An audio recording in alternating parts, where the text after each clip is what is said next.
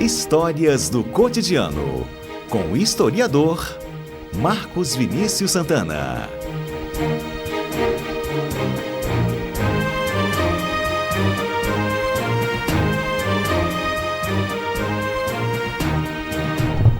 Marcos Vinícius, sempre às segundas-feiras está aqui conosco, trazendo histórias boas aqui do Espírito Santo. Já falou de uma rixa que existia entre Peruás e Caramurus, muito legal essa história.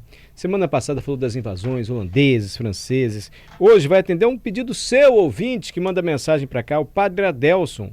Falou, eu quero saber melhor a história do Caboclo Bernardo. E a gente vai aprender tudo isso, folclore, a nossa história, agora com o Marcos. Se você só me permite, Marcos, antes, fazer um registro aqui. Robson, meu querido ouvinte, muito obrigado por não me deixar errar aqui. A muqueca de banana foi criada por Idalina, grande dona Idalina, e Ozinho, que é um casal que são donos do Gaeta, lá em Meaípe. Eles que inventaram a muqueca de banana.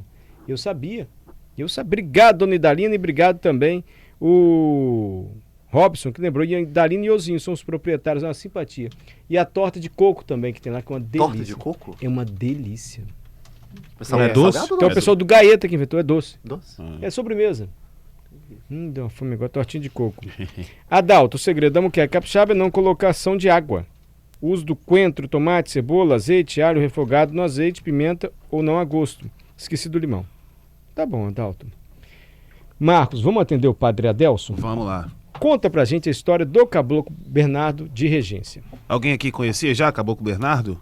Eu já ouvi falar que ele salvou o pessoal de um naufrágio, algo do tipo. Aí. Você também, Adalberto? Já ouvi falar nessa perspectiva também, de que era um herói capixaba também, mas não Isso. tem um detalhe dessa história. Por isso que eu até fiquei bem curioso também quando o Padre Adelson mandou essa sugestão pra gente, pra saber mais detalhes sobre essa história. Sugestão boa, né? Boa, muito boa. Do Quem já dando como sugestão, quem quiser ouvir de forma musicada a história do Caboclo Bernardo, só procurar o samba da Chegou que faltava lá do nosso bairro. Goiabeiras. Né, Goiabeiras. Falou sobre o Caboclo Bernardo em 2016. Tem lá no YouTube, Spotify.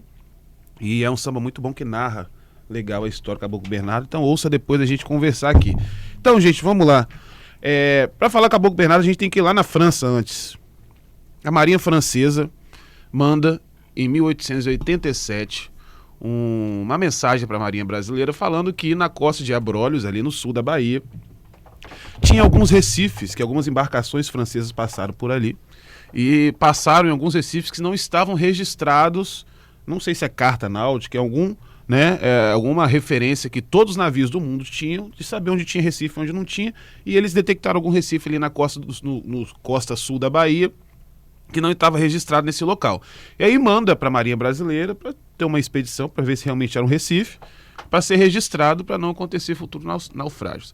E aí sai do Rio de Janeiro, o Cruzador Imperial Brasileiro, com cerca de 150, 140 tripulantes. Desculpa, nós estamos falando de que década é isso? 1887. 1887. E aí, na madrugada de 6 para 7 de setembro, uma data extremamente emblemática, né? Estavam passando ali na saída do Rio Doce, na altura de Regência. E eles só foram lá para checar se de fato havia um recife diferente, que ninguém tinha registrado. Diferente, que não estava registrado, que eles precisavam. Acho que hoje, obviamente, já está mais tecnológico, mas para a época, né, existia era documentado e numa dessas páginas não existia o recife que algumas embarcações francesas tinham passado por ali. Né?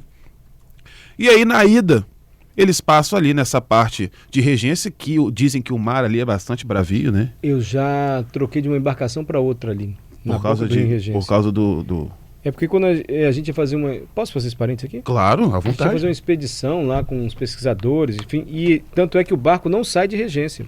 Ele sai de Aracruz, porque ali na boca do rio, onde o Rio Doce encontra o mar, é muito agitado. Lá a gente percebeu isso, que eu tive que trocar de uma embarcação para outra, mas bate muito o mar ali. Inclusive, é por isso que Regência hoje é uma referência na questão do surf, né? Muita gente vai para Regência surfar, não sei se é. Não, aí lá mais questão de navegação lá perto do rio mesmo. Mar, pois assim. Enfim.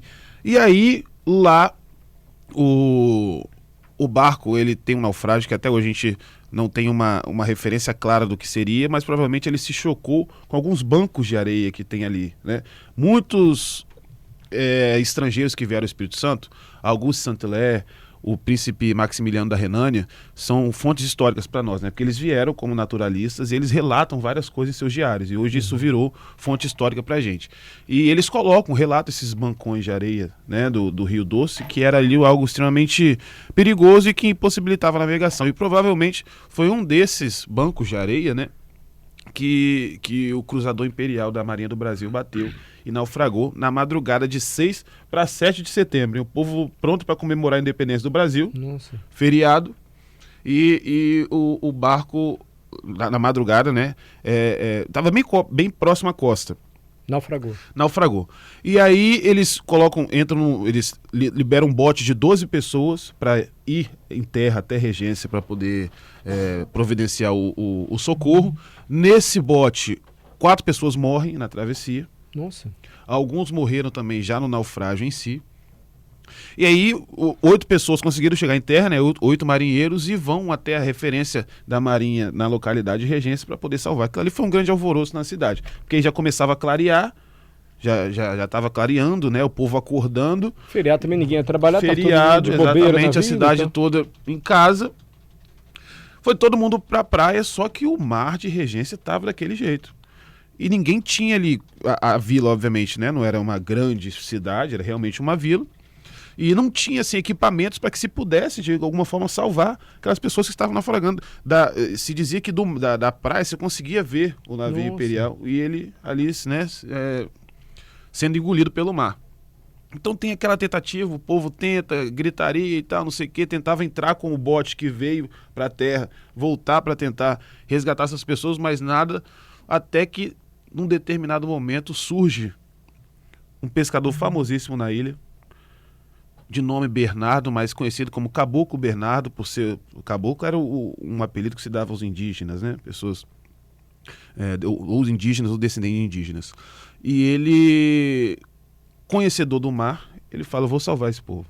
Ele tentou 4 vezes entrar no mar e o mar jogou ele de volta para a areia. E ele estava com o bote dele? Será o mesmo Não, bote dele? aí que entra a grande questão. Ele salvou o povo com um cabo de passagem, que eles chamavam. Cabo vai e vem, era um termo que se usava na época, para um cabo que auxiliava mesmo na navegação. É um cabo de aço que ficava preso em terra e você levava até o mar, né? E ele entrou com esse cabo amarrado na boca. Segurando, ele ia nadando? No dente, ele nadando. Tentou 4 vezes, não conseguia. Tentou mais 4 vezes, não conseguia. E aí, na 5ª vez ele conseguiu chegar até lá. Ele viu realmente a situação de 128 pessoas que estavam ali à deriva ou se segurando em alguma coisa que restou do barco. E ele faz, primeiramente, a travessia, né, dessas pessoas pelo cabo ou então a nado. E ele tem a ideia de pegar Sim, mas aí, desculpa, Pode falar. onde que ele amarrou o cabo lá se o navio estava afundando? Quando ele chegou lá no naufrágio? Não, o navio estava afundando, mas... É porque o naufrágio, na verdade, Não, afunda de uma vez, tinha né? alguns destroços, Sim, né? sim. E aí Então, ele a gente amarra esse consegue cabo amarrar, e o cabo fica preso em terra. Esse cabo vai e vem é algo famoso, não foi algo assim que ele improvisou na época, não, né? Por exemplo, existe a retirada de Laguna, que é um episódio muito famoso na história do Brasil, que aconteceu dentro da Guerra do Paraguai ali. E é um exército brasileiro que ele tenta retirar o exército paraguaio que tinha tomado uma parte ali do Mato Grosso. E após a retirada, eles vão adentrando o território paraguaio até um determinado local em que um rio separava.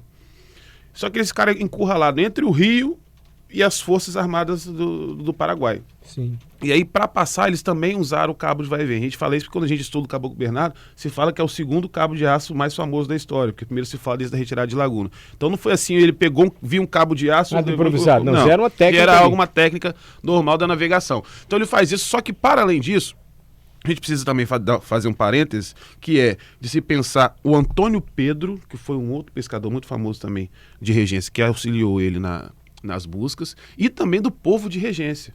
Porque se fala que toda a cidade se mobilizou quando ele chegava em terra, né, tinha todo aquele auxílio, aquela provisão.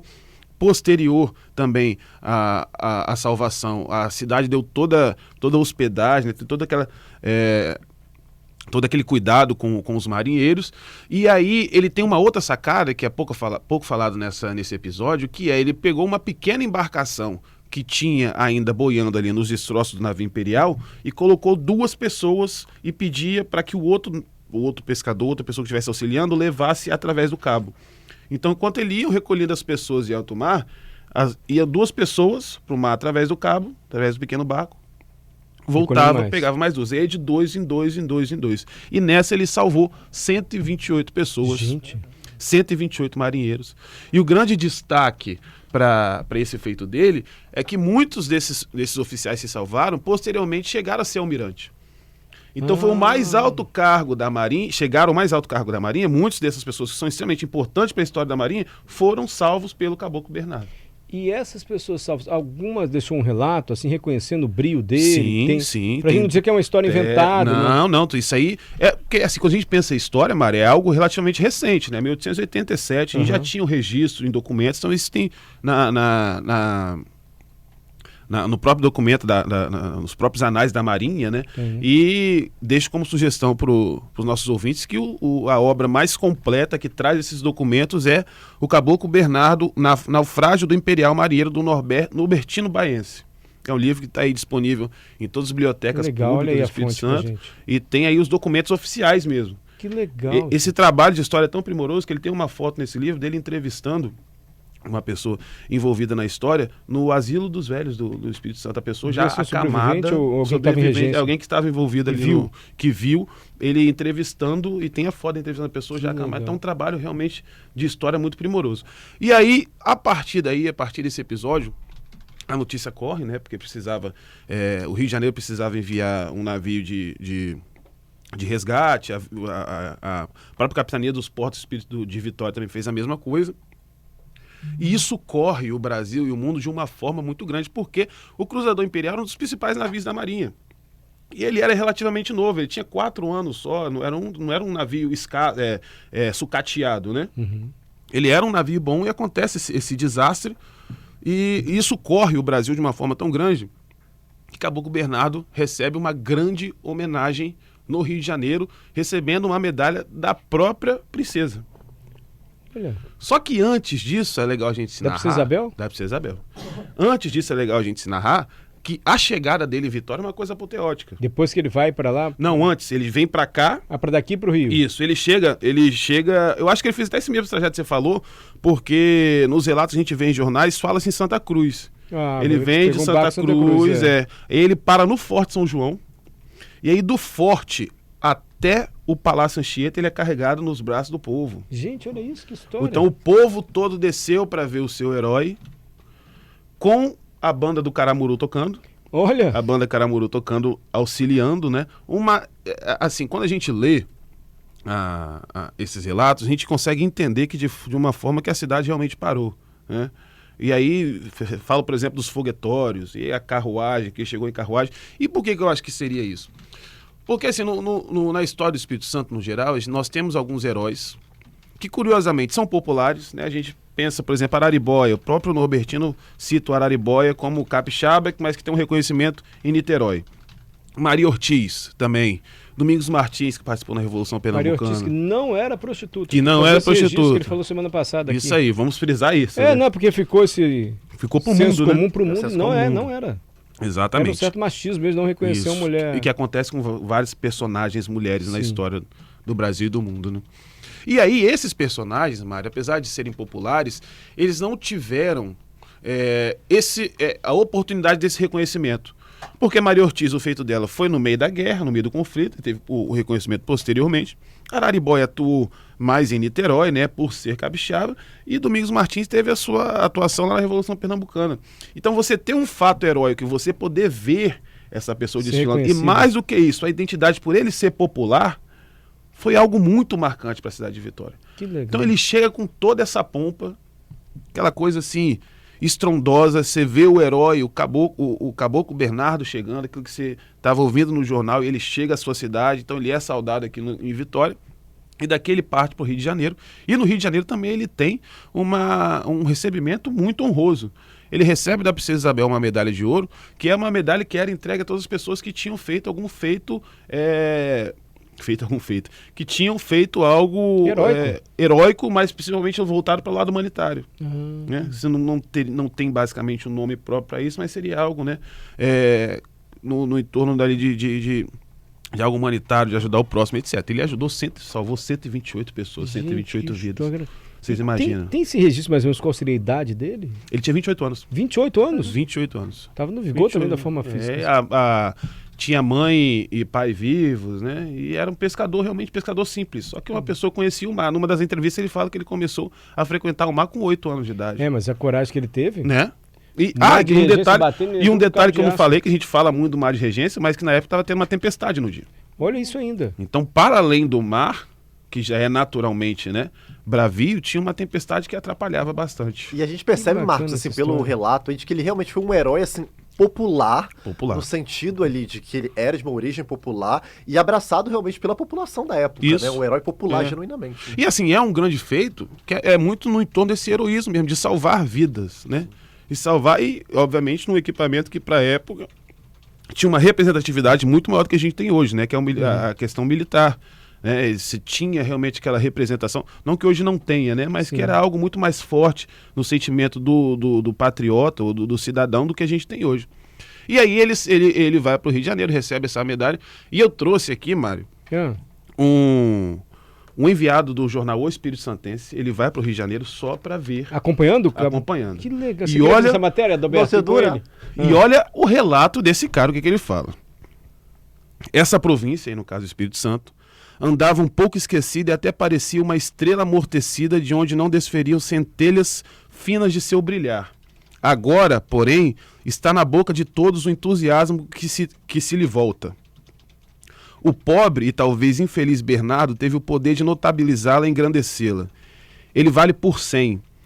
É uma glória nacional. O seu feito é tão grandioso que constitui um poema e mais tarde uma legenda digna de ser cantada ao berço do infante, acalentando-o para incutir-lhe na alma a abnegação própria em bem da humanidade. Se eu ainda pudesse ter um filho, o que eu acho um pouco impossível, pois já passei dos 70 e a minha velha já está no calçado velho, Olha o repórter escreveu. isso entre aspas, Uhum. o batizaria de Bernardo da Vitória Capixaba, porque cada um destes 3 nomes recorda uma epopeia. Para este bravo, bem pode chover do céu da majestade uma recompensa perpétua que auxilie na vida e até depois da morte de seus filhos. Medalhas sem dinheiro são teteias sem valor. Prefiro o dinheiro sem medalhas. Aqui será ele bem recebido. Sobre isso não há dúvida. O Rio de Janeiro é brioso em seus atos. O bravo imperial marinheiro Antônio José Pedro, que no naufrágio do cruzador imperial marinheiro tantas provas deu seu valor e desprezo da vida, vai ser condecorado com a medalha humanitária da primeira classe, assim como o heróico pescador Bernardo José dos Santos. Que sensacional! E ele ganhou dinheiro ou só a medalha? Não só a medalha.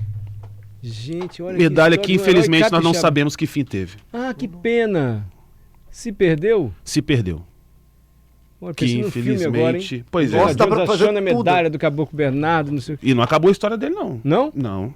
Ele, infelizmente, volta para a Vitória. Ele não se... A verdade é que o que se pensa é que ele não se adaptou à vida de uma celebridade.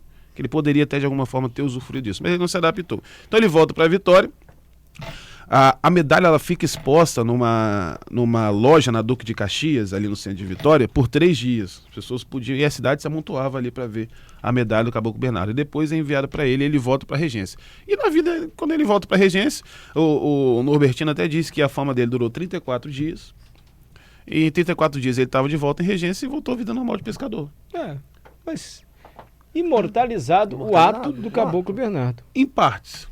Por quê? Porque nas décadas seguintes, quando a gente pesquisa e vê os jornais, principalmente Ninguém falava mais dele. Não, numa revista muito famosa que era A Vida Capixaba da época, na época era muito famosa, era um clamor para que se restaurasse, se falasse mais sobre o herói capixaba, Caboclo Bernardo, porque ele estava esquecido.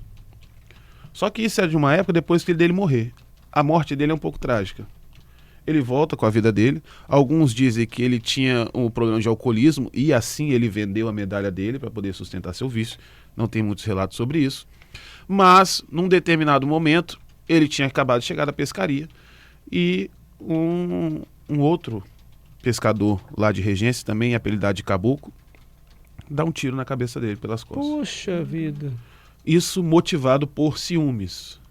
Alguns dizem que Caboclo Bernardo era amante da esposa dele. Uhum. Outros dizem que esse senhor batia muito na mulher dele e o Caboclo Bernardo ofereceu ali como se fosse uma espécie de de asilo, né, de proteção.